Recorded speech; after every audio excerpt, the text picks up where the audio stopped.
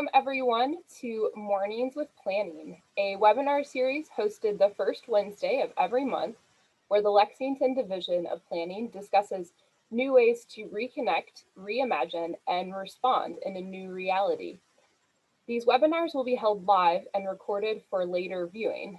Additionally, this webinar is streaming live on Lex TV, and hello to all of our Lex TV viewers now. It'll also restream this Saturday at 1 p.m. on Lex TV. This webinar is also eligible for AICP credit if that is something you're seeking. My name is Lauren Weaver, GISP and Senior Planner with the Lexington Division of Planning, and I will be your moderator for today's May 5th, 2021 Cinco de Mayo session. This session is streamed, oh, I already said that, so we already know. Hello again, Lex TV viewers. During this webinar, we will be discussing multidisciplinary approaches to managing stormwater, the water which originates from precipitation like rain or snow, and then navigates the surface of the earth, both natural and man-made. So kick back with your morning coffee or tea, and let's meet today's panelists. We have 4 stellar panelists today, including Erin Hathaway, professional landscape architect, PLA, past president-elect of the Kentucky chapter of the American Society of Landscape Architects, ASLA, landscape architect project manager with Gresham Smith. Welcome, Erin. We have Frank Mabson, program manager senior for water quality, environmental quality, and public works with LFUCG, where he has won several awards for his exemplary work. Tom Martin, certified planner with the American Institute of Certified Planners, AICP, and senior planner with the Lexington Division of Planning. And finally, Carmen Agorides, PhD, professional engineer, PE, and Master of Public Policy, MPP. She currently works as UK Extension Professor of Ecosystem Protection and Restoration in the Department of Biosystems and Agricultural Engineering, and she's the Associate Dean for Instruction at the College of Agriculture, Food, and Environment. Panelists, thank you so much for joining us today. Let's begin with a brief overview of your roles to help the audience get to know you and where we're going in this conversation. Erin, can you start us off and maybe tell us about some work you've done with public and private work and commercial and neighborhood designs with your work in ecology and all kinds of things. You're involved in all kinds of things. Yeah, Lauren, I think you're alluding to my first job out of school was working for a restoration ecology firm. So worked a lot with wetland habitats in the northeast of the country. I've since moved back to Lexington, where I originally graduated from the university here. And I work now for a firm called Gresham Smith. They're an architecture engineering firm, and I'm a landscape architect within that firm. And so I help, lead a variety of different projects, anything from streetscapes, campuses, multifamily, residential, parks and open spaces. And we've done a lot of work here in Lexington around the stormwater incentive grants, thinking about how we capture our stormwater sustainably on sites, but also how that can integrate into really amenities for people, for pedestrians, for users, rather than separating the two. So that's just my work in a nutshell. That's great. Thank you for joining us today. I'm looking forward to hearing your perspective. Mm-hmm. Frank, let's move on to you next. So can you tell us some about your work with grant administration in the government and the approach you have? Also, you're in a band. I'm a musician myself, so I always have a soft spot for people who do music stuff. No problem.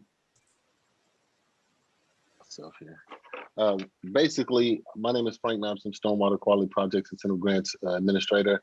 I kind of stumbled up on this job, to be honest with you. I started off with the city over 10 years ago, and I just kind of came in as a clerk, to be honest with you, and just working through in the sanitary departments. I stumbled up in the storm, met Chris Dent, was hired as his assistant, and he exited, and they gave me the role. So I'm stumbling up on all the technical expertise. I sit in here with Aaron and Carmen and what have you. And so those are the experts per se on the technical portion. I've learned a lot over time, but in terms of grants, I had helped administer the grants. We have Class A, Class B education, and Class B infrastructure grants, and I help administer those and secure the funding and manage how those funds are allocated through our water quality fees board and what have you. And so that's just kind of like my leeway into the Division of Water Quality. Like I said, I'm not a stormwater per se expert, but I do know the importance and the impacts of it. So I'm learning as we go. Yeah, absolutely, absolutely. And I think that the government is lucky to have retained you over this time and just keep lifting you up into more appropriate positions. So I think that we're lucky for that, and certainly grants are critical for stormwater projects. Certainly. Yes. Thank you. Yeah, absolutely. Okay, Tom, can you tell us some about your work in planning? And you also have background as a construction manager as well, but a lot of time spent in the planning division as well as working with public, private, and nonprofit. I've had a long career now and a varied career, yes. And probably the most unique thing about my career is that I have worked in both the public, private, and nonprofit sectors. Doing a lot of different planning and community development activities. What I do here with the Division of Planning, of course, is I'm in planning services, and we are staff to the Planning Commission. We review all the development proposals that come through that particular process. We review the development plans, record plats, those sorts of things. And because of that, we have to coordinate very heavily with other agencies in the government on the specifics of stormwater and that sort of thing, like engineering, water quality, and other divisions as well that are all concerned with development and the development of our community. To a great degree as well, we are the leads in trying to implement the comp plan and accomplish those types of goals through the actual physical development of our community. And of course, I work with a whole lot of people up here to do that. So, but again, I think it's real important to note that we're the face on a lot of this for the public. And again, we just work with very closely with a lot of our other coworkers in the government to address the issues. Great, thank you for being part of this conversation today. My pleasure. Yeah, Carmen, thank you so much for joining us today. There's so much in your background, I'm not even really sure what to focus on to get you started, but you've administered like millions of dollars in grants. And I think your combination of being a certified professional engineer as well as your certification with public policy is really strong. So maybe you can tell us a little bit about how that's affected your understanding of stormwater. Yeah, sure. So what I do at UK as an extension professor, really what that tries to do is take a lot of the research that occurs and help translate that into a format that best suits the audience that we're talking to, whether that be a professional audience or whether that be a homeowner or whether that be youth education. So a lot of what we do is try to take that information and make it relatable to the audience. We do a lot of work here at UK also because we have undergraduate and graduate students helping them to develop their professional careers. So learning to do research, learning to do internships or things like that. And at UK, I think we were very fortunate to have a lot of forward-thinking individuals and like our Office of Sustainability and so forth, where we're actually enabled to partner with the city and actually implement some of these stormwater projects on our own campus, and those create essentially learning laboratories for us. And that's something I think has been really helpful, and been able to then work with local community groups as well. I got really interested in the policy side because a lot of the science we learn, we want to help inform those individuals that are developing those policies and making those decisions. So it's very much science-based. And a lot of that came with a lot of the reforestation work we've been doing in Kentucky. And so I think there's a real tie to that. So how do we take this scientific information we're developing and then help it better our communities and impact positively the lives of our Kentuckians? Absolutely. That's really inspiring to hear. I didn't quite realize all of that background before this conversation, admittedly. Academia does such critical work and research, and I think it often does get lost in translation. So it's inspiring to hear that there are people like yourself out there trying to bridge that gap and bring that critical work that's done in academia and research into practice. I've heard something like it takes 16 years for knowledge to make it from a research article into the mainstream, and I bet you're shortening that time, which is excellent. Okay, well, thank you, panelists. Audience, now you have a better feel for who we're chatting with today. If you have any questions, please do feel free to drop them into that Q&A, and I'll work to integrate those into the questions we have. So let's move into questions now. We did get a handful of comments and questions from registrations, and I've already integrated those in. Thank you for sharing your thoughts and curiosities. It's always really nice to see what's going on in people's minds and what the concerns are. And as far as the questions, I'll try and get it to a main person to start off with, except for a couple of questions. But I just want to encourage all the panelists again to chime in whenever you like, if you have expertise on the topic that you'd like to add in. So let's start with a question for everybody. It's kind of a triple question, so you can choose the part that you want to focus on. So in general, when we think about stormwater management, we know it's important. And I'd like to hear from each of you about why stormwater management in Lexington is important and how much stormwater we get here and where does it go, whether that's intentional or unmitigated. So if anybody wants to start us off, feel free to jump on in. Well, I would say stormwater management is important to try to reduce the amount of runoff and runoff pollution by slowing runoff and allowing it to soak into the ground. You know, I think, you know, when it stays close to where it falls, less soil erosion happens, fewer pollutants are carried to the surface water. And so stormwater management is just an effort to try to reduce the runoff or melted snow in the streets, lawns, and other sites, and the improvements of water quality according to the United States EPA, of course. That's why we were in the consent decree, is because, you know, we had some issues with sanitary overflows, you know, into our creeks and what have you. So it's a culmination of trying to manage, you know, your stormwater and keep it out of your sanitary, or vice versa, rather. So to me, that's why it's important to try to make sure our waters are healthy, the waters of the Commonwealth, that is. Absolutely, and I appreciate that you brought up the consent decree. We'll get into that a little bit more later, but that recent change and release from that is impactful for us. Erin, you about to chime in? Yeah, I was just going to chime in and say, you know, if you think about where we were back in the mid, you know, century, our stormwater management goals back then were to just get the water away from the site as fast as possible, right? So reducing flooding anywhere where there's housing or streets, just put it into a pipe underground and get it out of there. And I think as we've developed over time, we've realized that a bunch of that put together causes issues. As Frank said, the water that gets into those pipes carries pollutants with it, and that water eventually leads to aquifers, drinking water. We either have to spend money to clean that water or that water is contaminated.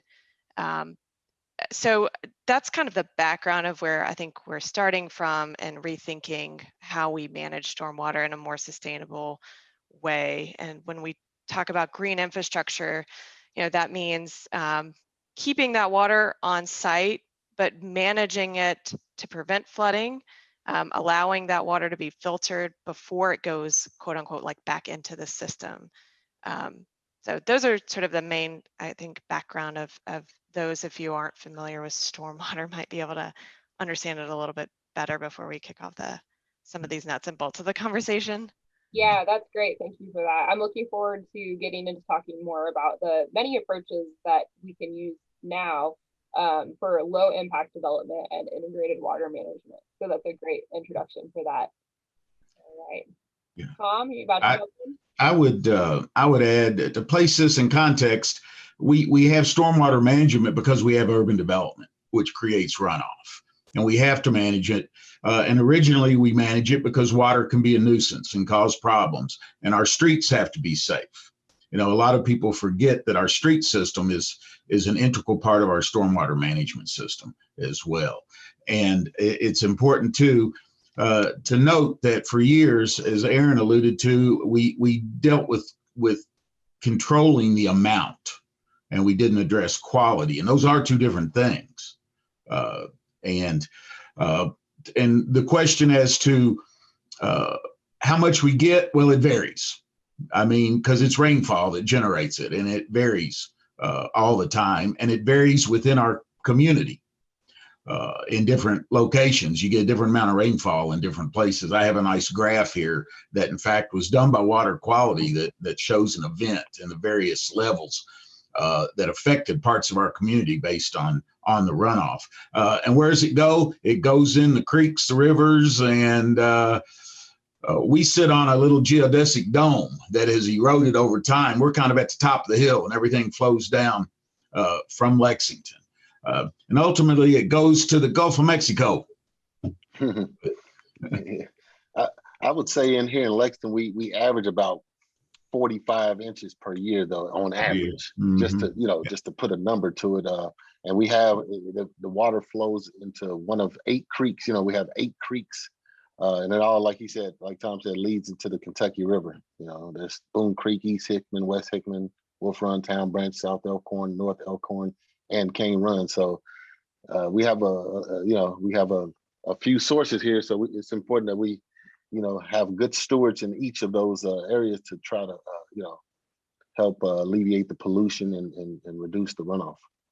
Absolutely. And there are really creative programs for like managing MS4, for example, where there can be load balancing between UK and the government and the citizens. So it's a complicated topic. Carmen, were you about to weigh in there? I was about to say, when we talk about volume of water, sometimes it's hard for, I think, people to quantify just how much rainfall we get, because when you say 45 inches, usually I remember, sometimes I would put that up to my kids and I'd say, well, here's what 45 inches looks like on you. And people in a typical year may say, well, I don't see 45 inches sitting outside when it happens. And, engineers have done a really good job of finding a way to get water away, right? As Tom was mentioning for safety and things like that, we want to kind of move the water out. But I remember I did this example with a lot of my students, and I did it at the time, I think, when my kids were still toddlers and they were taking baths. And so I was like, well, if we imagine, say, that 45, 46 inches fell on a square foot, and then maybe we extrapolate that to 1,000 square feet. Well, if I had a bathtub, and let's say my bathtub was like 50 gallons, so to speak, I could take a bath a year and a half every night on that amount of rainfall that fell on that square foot or 1,000 square feet. So it's a lot of water that we have to manage, but we don't really think about it probably so much for the average citizen, because you probably don't see it unless your basement floods or the streets flood around you. But there is a large volume, as they've alluded to, that does get to our stream system and our water bodies, or in Kentucky, as Tom was mentioning, our groundwater system, just because of the karst topography that we do have. Absolutely. And that karst topography is like a layperson might look and see sinkholes. That's generally a good indication of karst topography, which is an added challenge in our region. Absolutely. Carmen, can you keep us rolling with this next question to get us started on? But of course, like I've already said, jump on in, others, if you have anything to weigh in on. So this next question is about the relationship between land use and impervious surfaces and stormwater quality, as well as other dimensions that aren't in that short list, and how that relationship works and how that thinking has changed over time, as Aaron was mentioning, to integrate different approaches for stormwater management. So Carmen, if you want to kick us off on that one, please. Sure. So this is a great question. It's a very complicated question, and it's one that would take quite a long time. So I'm gonna try to summarize it up. So when I think about land use changes and the impacts, I'm gonna think about the two extremes. So we could say, let's think of a really forested environment. So I think a lot of times with UK of like Robinson Forest in Eastern Kentucky. When we have a storm event occur, we have lots of trees. They can act like umbrellas and intercept a lot of that rainfall, keeping it from going to the ground. So if we looked at what we think of as a hydrograph, which is really just a picture of how water flows in a stream over time. So as water gets to that stream, it's very slow. A lot of it's infiltrated, not a whole lot gets there. Think of it like rise slowly. That hydrograph rises very slowly, kind of like central Kentucky hills, and then goes down very slowly as well. So a lot of that water never reaches as a stream itself. It kind of is taken care of. When we think about as we develop our landscape and we put in buildings or sidewalks or roads or things like that, we take away the ability of that water to infiltrate into the soil. So we kind of block that away, but we also are taking away a lot of vegetation too. So we either take away trees, which takes away some of that interception ability, or also its ability to act essentially like a water pump. So to transpire, soak up that water in the soil and take it out. So when we do that, we then cause that shift in water volume. So more water actually then can reach our water bodies, but also we worry about the rate at which is, so that peak at which it goes. So it's not just the amount, but how fast does it get there? So that changes as our land changes. The other thing, though, has been alluded to a lot is the water quality. So it's not just the volume and the rate at which it gets there, but what's on the land and how that could get there as well. So if we go from a forested system where you have a lot of detritus and organic matter that does a lot of absorbing of constituents or chemical parts to it, then if we come to a system where it's much more developed, we may have more nutrients from either sanitary systems or fertilizer or pet waste or livestock or whatever it may be, or sediment that doesn't have so much that it can filter to it. So we kind of see that shift, and you'll see that in streams and the characteristics of those streams, where they're like their width, their depth, but also what lives in it. And so I think really kind of how our shift is done over time, and I think Aaron's really alluded to this too, is we used to, I think over time, have gone from very much trying to control Mother Nature, I think more to now to try to work with Mother Nature and how we do our systems. And so that's where you get a lot of that low impact development thought, this green infrastructure thought is, instead of fighting it, how can we better harness what natural systems are doing to kind of manage them in a way that meets our societal needs? Yeah, absolutely. And in meeting those societal needs, something that I often think about, I certainly don't have any of the expertise you all have on stormwater management, but I view water as a valuable resource too. So the more that we can retain on a property, the bigger my flowers are going to grow. Aaron, do you want to weigh in on that one, or anybody else? Yeah, I was thinking, I mean, Carmen really covered the gamut on giving background on what that means. But a couple of things that I would also add to that, you know, if we think about all those impervious surfaces, those hardscape surfaces that prevent water from getting into the ground, we like them a lot, right? Like we like them to park on, to drive on, to walk on. We want wider sidewalks. You know, there's a lot of benefit to that. But part of that also results in, you know, things like the urban heat island effect too. So there's a lot of balance between land development uses that it's kind of hard to meet that puzzle, especially if you're looking at just one site specific versus the entire city or a district or a region. So it's kind of a complicated mess, but we have to figure out just be careful as planners and designers where those hardscape surfaces are and where those, you know, more pervious, where it's green, it's soft, and the water can get into the ground. So it's a challenge. Yeah, I think the basic thinking is just, you know, the change over time. We used to try to get it to the creek as fast as possible. Now we know we need to get it to infiltrate and to, you know, clean as much as possible before it does so. So I think our way of thinking over time is just changing, and that's the relationship that, you know, between land use, impervious services, and stormwater. Now we're just trying to change our mindset, you know, and do our portion for the environment. Absolutely. So Frank, can I keep it with you? And I think this would be a good one for this next would be a good one for you. And Tom, I'd like to hear you weigh on this next one as well, if you'd like to. So this is more about Lexington neighborhoods, which we've mentioned already, and their concerns with flooding when their storm drains are overflowing and their yards are flooded and their sump pumps are running. So can you guys talk about what the city is doing to help address these issues, whether it's via investments or regulations or education or other approaches like neighborhood mitigation, for example? Frank, you want to start us off on that one? Yeah, well, I mean, one of the things we try to do is we try to make sure we're staffed appropriately. That's numero uno. As the calls come in, we experience these huge influxes of calls. What we try to do is just make sure we're staffed. And then, when the calls come in, we go out and investigate. But what we did was we created an actual stormwater infrastructure program. This is led by Michael Claiborne here in the Division of Water Quality.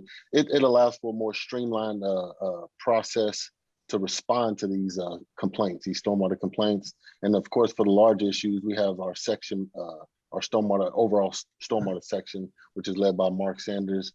He then gets with the other professional engineers we have on staff here to possibly introduce larger capital projects to try to mitigate some of these the larger issues that we have.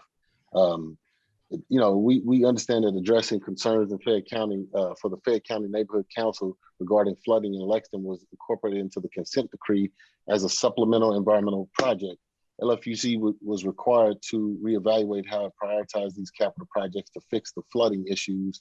And what we did was we were mandated to construct $30 million of projects to abate flooding issues. So, those are just some of the things we know we had to do with a consent decree. So we introduced the stormwater infrastructure program. We have the stormwater section. And whether we introduce larger capital projects or go out and do point repairs or something. So we just try to stay diligent and respond as quickly as possible. As a matter of fact, I got a stormwater complaint on my way in the office today before I even clicked on the computer. So they come in quite often. Maybe they're tuning in now. Yeah, I think they may be, Yeah, certainly there's no shortage of effort needed and creative solutions for that. So the more staff that you have that can help troubleshoot and problem solve, the better, right? Yeah, and then we just try to prioritize, we just try to prioritize the list, keep them, of course, everybody's a priority, but, we just try to be as practical as we can, but stay diligent, prioritize the list, and keep busy. Yeah. Tom, would you like to weigh in on this one? Yeah, I would. And I want to add some context to this and background. And number one, we've had subdivision standards, land subdivision regulations that address stormwater since 1965. And our standards are that pre-development runoff must equal post-development runoff. That's why we have retention, detention, because that is a standard development must meet. So a lot of our problems that we have and a lot of the problems that I know Frank has to deal with tend to be in our older neighborhoods where we're paying for the sins of our fathers. But we have to address a lot of those issues. And as to flooding, yes, we hear an awful lot of concerns about flooding. And of course, we've been addressing that for years because, again, the runoff rate is designed to keep the runoff, the water, in our floodplains, because that's their job. Floodplains are supposed to flood. That's Mother Nature's storage. And so that's the goal of when we design these projects. Again, there are older areas that were developed prior to these standards, prior to the flood insurance programs and the FEMA program, which started in the 70s. And of course, we are a member and we do a lot of things to maintain good standing for people to get flood insurance. It's interesting. We talk about sump pumps. Well, again, that tends to be an issue caused by a little bit different problems than our normal just runoff into our system. And it's a common problem here in Fayette County, as a matter of fact. There are a lot of sump pumps in our county. And there's been a diversionary project for those. For years, state law required that a sump pump be hooked up into the sanitary system. Mm-hmm. And so we had to divert those. That's a big problem that the consent decree had to deal with because of the stormwater and the sanitary overflows, as opposed to just strict stormwater management. That's more of a quality issue there. And they have, of course, spent a tremendous amount of money to address a lot of the old flooding issues and stormwater problems in our older neighborhoods, particularly. Yeah, I live in one of those older neighborhoods, and I choose to carry line insurance. I'm looking forward to getting my new lines someday. It seems like it's one of these problems that there is no shortage of challenge on. As you mentioned, Tom, the subdivision regulations have been in place since the 60s, yet the lawsuit that led to the consent decree was, I think, early 2000s. I think we're at about a decade since that was enacted. So it's great to see that people are paying attention and care enough to try and figure out the solution so that we can solve the problems and keep addressing the problems as they continue to rise. Pun intended, perhaps, with a floodplain. Well, again, you have to understand the difference in quantity and quality issues, even though they're related, because the consent decree was based on our water quality and those not our controls, because we've had good controls for years. In terms of flooding and losses due to flooding, we have what they call 3 repetitive loss properties. In the insurance program, they keep track of insurance claims. FEMA does, the National Flood Insurance Program. We only have 3 repetitive loss properties in Lexington. That's a pretty phenomenal number. Yeah, so we do a pretty good job when it comes to managing, particularly new development with flooding. There's always room for improvement, certainly, as we continue to see these problems. This next question is about creative options that maybe can put more power into the hands of neighborhoods and community members, certainly not as a substitute for critical federal and local regulations, but maybe Aaron, Carmen, this might be a good one for y'all. So what kind of creative options or programs exist for neighborhoods and community members to support stormwater mitigation? And how can maybe this even be good? How do I make my flowers grow even bigger by retaining all of that water and make my tomatoes extra juicy?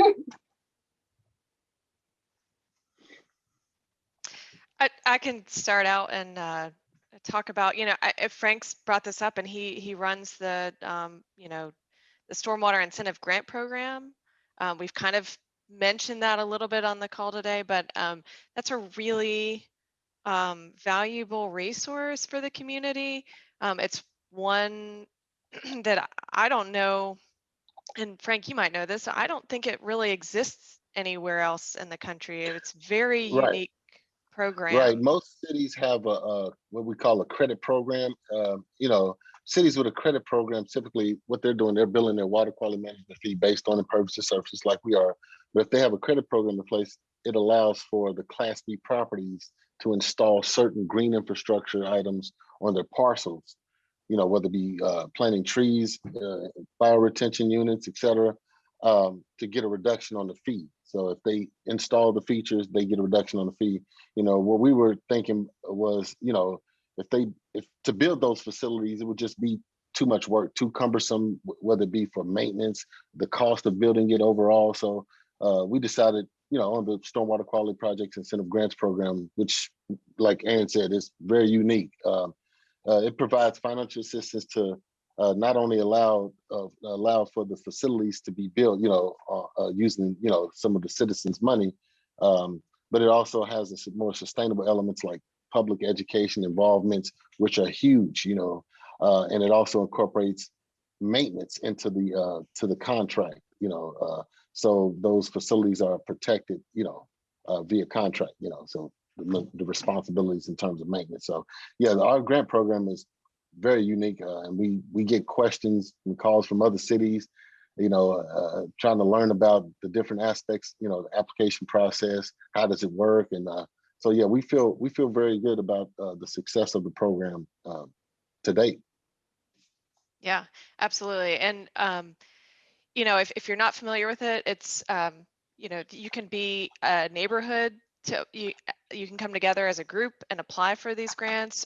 You can be a property owner and apply for these grants. It can be just education. So there's a wide variety of how you could tap into that money, but it all goes to support sort of these smaller incremental changes and modifications to our existing kind of infrastructure that's out there right now. So for example, I think where I live, the neighborhood came together and applied for a grant to plant trees. So the neighborhood community group bought a bunch of trees using the grant money, and they went in and installed those trees as long as they were within sort of the right of way to, and that way, you know, that water gets soaked up by those trees. Or you know, they also went after grants to have a rain barrel workshop, and so that funded the materials, the labor needed to host a workshop that showed local residents how to build rain barrels and install them in their houses. And so I think, Lauren, you were alluding to that, you know, capturing that, the runoff that hits your roof into that rain barrel, and then you can reuse it on your garden instead of tap water. So those are just some of the small things that like local residents could do, but I'm sure Carmen, as an outreach, you probably have a lot more experience working with one-on-one with local communities like that. Yeah, I would say the first thing I always ask when communities, when they ask about this is, what is the level of maintenance you're willing to put forth? Because a lot of people get very excited in the beginning of a project about the ideas, about building it. But over time, it's like, okay, do you want to maintain it, and the level that you want to put into it? That's usually some of our grounding. I would say for the general community, if you're looking to do something to, I think, impact stormwater, and keep in mind some of these might be longer term, is I would plant trees and I would look at restoring riparian buffers. I'm dropping into the chat. She's dropping into the chat just a couple of things. One is Trees Lexington. So it's a nonprofit if you're not aware, but that's just a community group, for example, and there's lots of others. UK, there's the Urban Forest Initiative. So that's another item. And then we also at UK have a backyard streams program for those folks who want to learn a little bit more. But again, I would start with trees, and riparian buffers are usually high impact and low maintenance, easy, I think, introductions into it before you start getting into very more complicated things.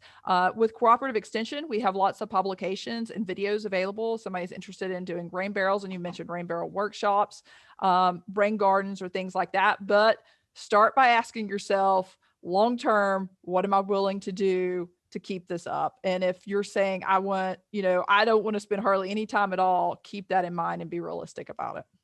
Yeah, that's great advice, Carmen, and thank you all for your input on that question. The riparian buffers is an excellent point. So for those who aren't familiar with that, that's the area immediately adjacent to a body of water, and they're often the first impacted, and they're very rich in ecosystems. But that question of what can I maintain, or what do I think I can maintain, is absolutely critical. We have 3 rain barrels on our tiny property. I think it's like 4,000 square feet. And we got them all for free because people didn't want them anymore. We love them. We absolutely love them. Okay, so then this next question. May I add something real quick, Lauren? Sure. I'm not sure how to flag that. We have a vegetative buffer requirement in our stormwater manuals. The applicability of that is somewhat problematic after people move into houses and that sort of thing. And it's the same problem with our greenways. Is this difference of opinion over maintenance. And a lot of people, unfortunately, like everything to look like a golf course and a park. And in reality, a lot of good management would be to let it be as natural as possible, and let it to grow up and go through succession and that sort of thing would really help our streams. And just because I can't resist this, but I'm going to throw this out here early in the conversation. Lawns are a big problem for us, but the economics of it will never be overcome. I think Aaron could tell you, landscape architects call our lawns green concrete because how fast that they shed water. So, but you're not going to drive down our lovely neighborhoods and see, a lot of sedges, for instance, in our front yards, which would be wonderful because of their root systems. But anyway, I wanted to throw that out there. Yeah, that cultural shift is good. Please go ahead, Aaron. Go. I was just gonna say that's a really good point. And recently, I think over the pandemic, I believe our Parks and Rec, maybe along with planning, implemented a new strategy in certain parks around the city to let areas of lawn go into taller grass. I know I live near Castlewood, and there's a kind of a big, large area where, previously nobody was using that lawn for anything because the park is so large. And now they've let it, kind of grow up, and there's a little sign that talks about, why they're doing that. And I do know that a lot of people complain, and I think it's changing the mentality of what people are used to seeing, back to thinking about what our stormwater does for us, our 45 inches or whatever. It's unique to our region. Every region has a different amount of stormwater that supports a local native vegetation that then supports local critters. And it's really what makes Lexington and where we live special. And so using that stormwater as it should be on more native landscapes is very important. And I hope people begin to realize that those plants aren't pests or aren't, unsightly, that they're actually really beautiful and native to where we live. Yeah. That's one of the issues with rain gardens, is that they're not very attractive in the winter. People love them in the spring and summer and even the fall, but that's a problem with gaining acceptance with the public with some of these techniques and things that can be done to really help. Is they're not always going to be pretty. It's Mother Nature. Yeah, or maybe we can think about pretty in a different way. That's my hope. That's my aspirational hope. So I do want to encourage folks, if you haven't been watching the chat, we have a bunch of great links that panelists and also Valerie Friedman has been dropping into the chat. So I would encourage you to click on those, and then you'll have those as resources after the webinar. Valerie, you might also be able to drop a link in with more information about the Greenway efforts that you've been working on. Valerie's our Green Space Coordinator and is stellar with Q&A. This next question moves into the consent decree.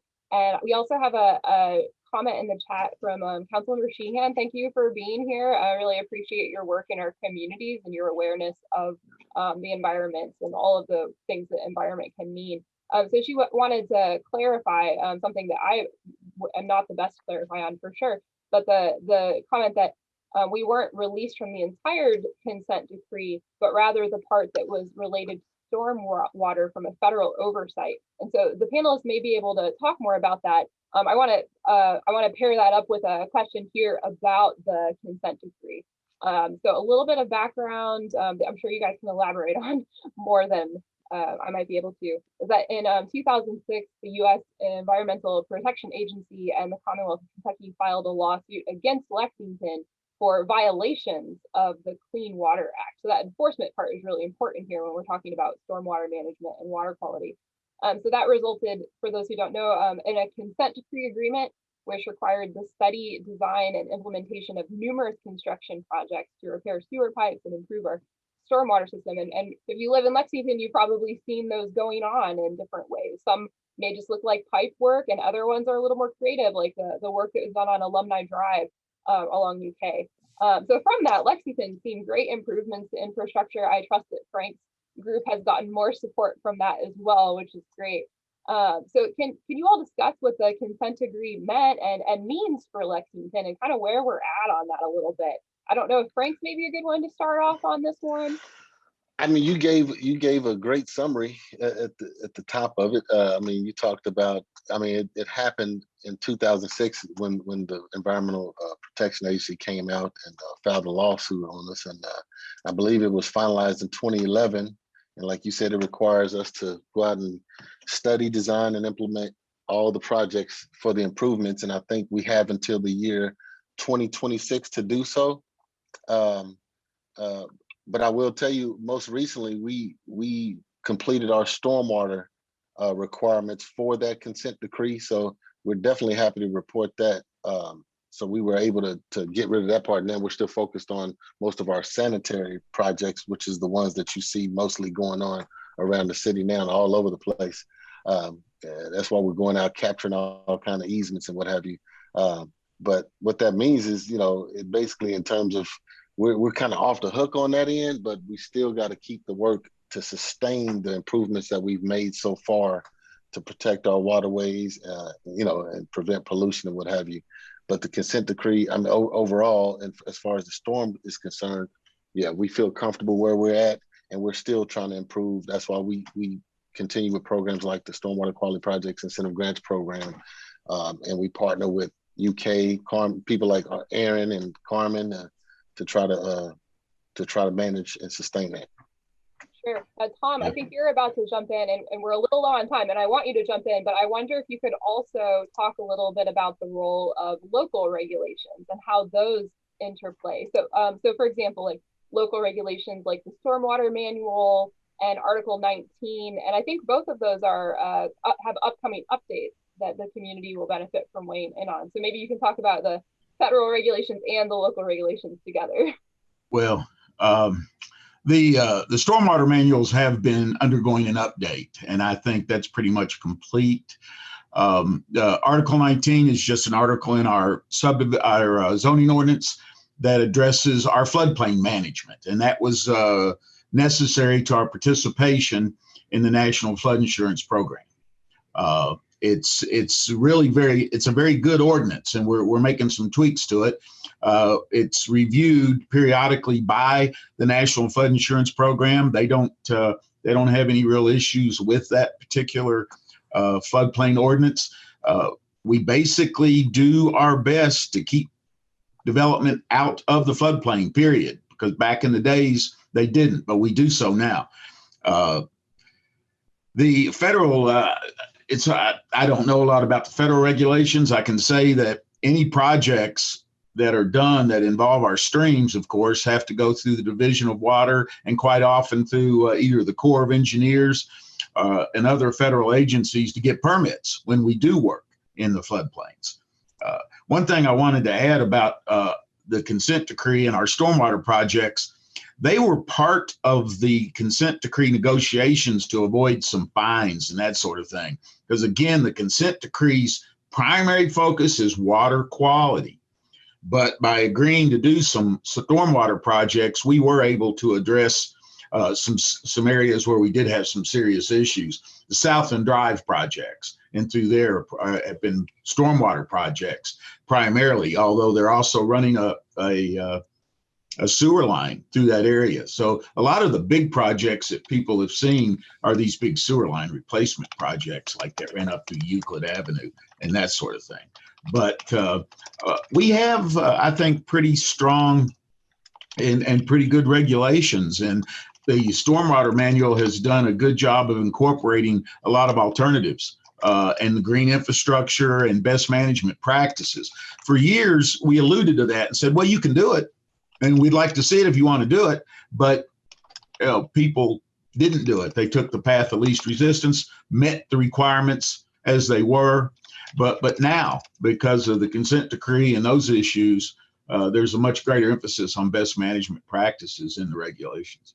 So that's a very good development for our community. Thanks for that. We're getting close to the end of the hour, so I'm going to try and squeeze in another couple questions. It always just goes so fast. Last month we did an hour and a half, 90 minutes, and it was amazing. But it still went so fast. At the end, I had the same problem. Like, how do I crunch even more in? So I'm going to crunch just a couple more things in.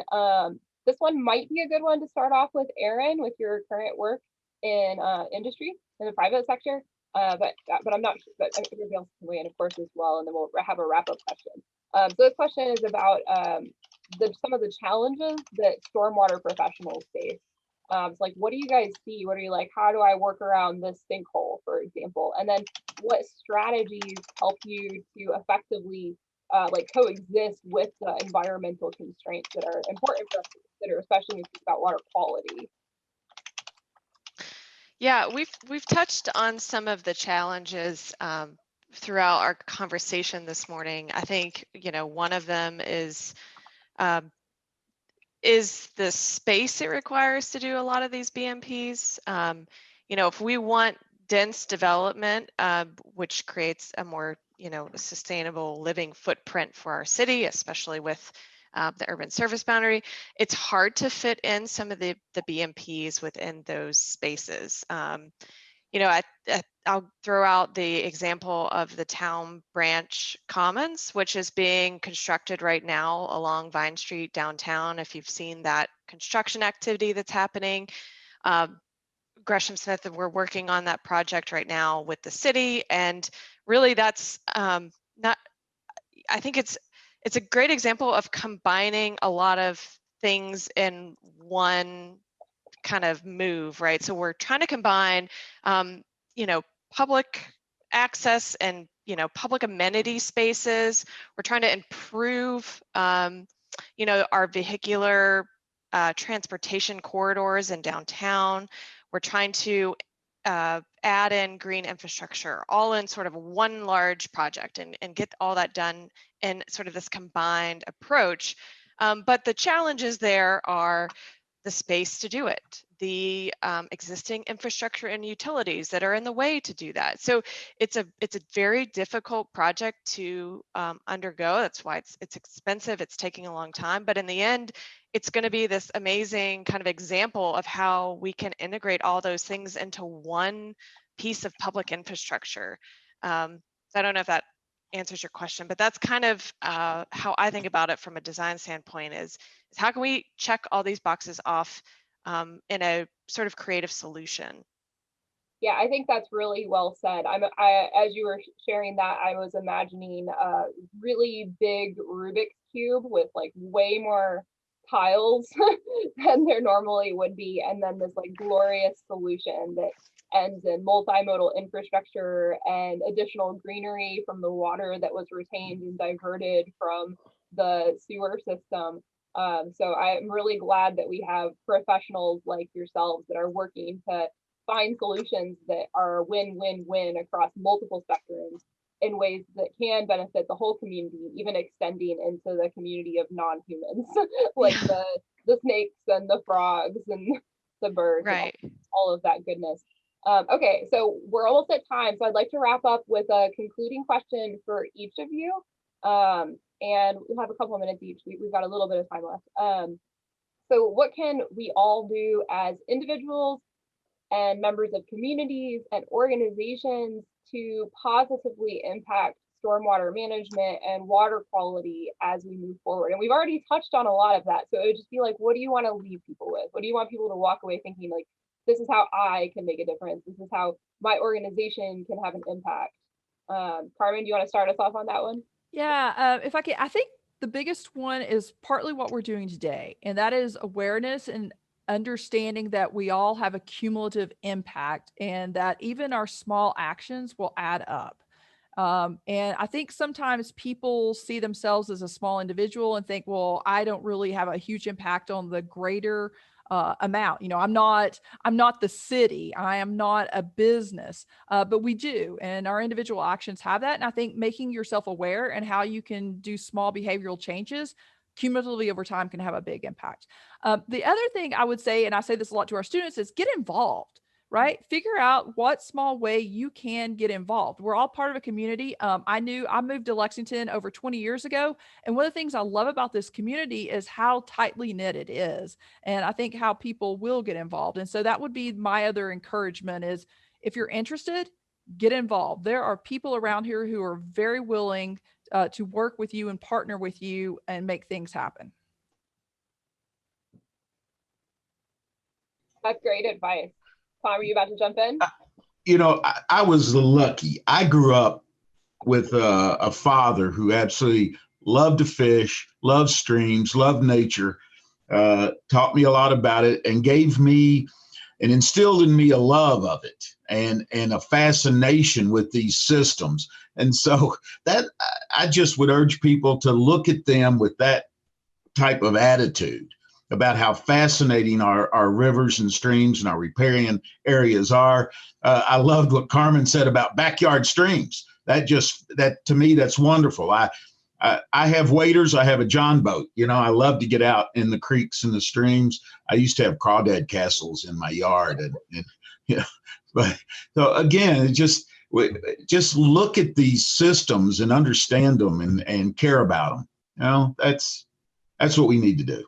That's well said. And I want to elaborate on that because I think you really hit something on the head there with like being exposed from a young age through somebody that you trust and can facilitate that experience. Because I think a lot of the resistance to nature is based on like cultural expectations that aren't really good for the environment and a fear of things. I remember being really afraid of a bee when I was like 4, and my dad was like, why are you afraid of that bee? It's not going to hurt you. And that made all the difference. And so like having those exposures through educational programs that can expose people to different realities, I think can really do a lot for changing that framework. So thank you for that. I thank you for that. All right. Aaron, Frank, want to jump in? Well, yeah, I'll just say, real quick. I mean, I think Carmen hit it right on the head. Education, involvement, be a light, shine a light, the whole nine, and starting as young as possible to me would be key, because once you get people in their old habits, once they create those bad habits, it's kind of hard. I mean, we're pretty stubborn. At least a lot of us are. I mean, I would admit to it, but we can start as early as possible to let these kids know, show them the responsibilities that we have to our environment and our overall systems. I just think that's one of the biggest impacts we can have. Oh, yeah, and I'll just add, because everyone's had great comments, but from the sort of development side, things that might be out of our control, the larger footprints of commercial or office space that are filling in our city, I think we can, as residents and citizens, advocate for, going above and beyond the requirements of what the city baseline requirements are in our stormwater manuals.